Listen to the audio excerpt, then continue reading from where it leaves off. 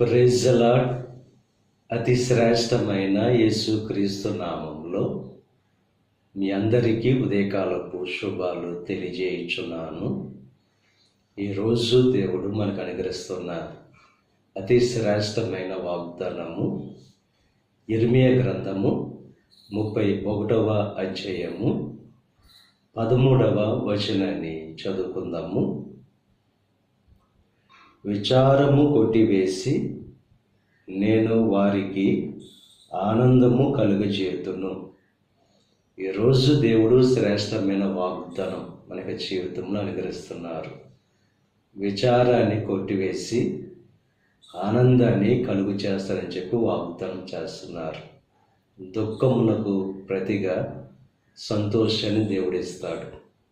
ఈ లోకంలో సంతోషం అనేది, ఆనందం అనేది ఎక్కడ దొరకదు, కానీ దేవునిలో, దేవుని యొక్క సన్నిధిలో సంతోషం అనేది, ఆనందం అనేది ఉంది.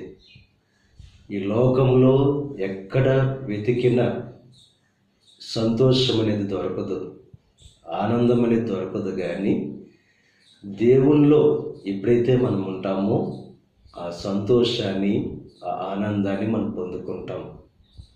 ఈరోజు దేవుడు ఎటువంటి దుఃఖంలో మీరున్నారో, ఎటువంటి విచారంలో మీరు ఉన్నారో, ఆ దుఃఖాన్ని, ఆ విచారాన్ని కొట్టివేసి దేవుడు సంతోషాన్ని, ఆనందాన్ని అనుగ్రహిస్తానని చెప్పి వాగ్దానం చేస్తున్నారు. జక్కయ్య జీవితంలో డబ్బులో ఆనందం ఉందని చెప్పి, డబ్బులో సంతోషం ఉందని చెప్పి ఆ డబ్బు సంపాదించుకున్నాడు, కానీ ఆ డబ్బులో ఆనందము లేదు, సంతోషం లేదని చెప్పి ఎప్పుడైతే యేసు క్రీస్తులోనే ఆనందం ఉంది, యేసు క్రీస్తులోనే సంతోషం ఉందని చెప్పి యేసు క్రీస్తుని తన గృహంలోనికి ఆయన నడిపించి తన హృదయంలోనికి ఎప్పుడైతే చేర్చుకున్నాడో అప్పుడు తనకు ఆనందము, సంతోషము కలిగింది. ఆ గృహానికి కూడా ఆనందం అనేది, సంతోషం అనేది కలిగింది.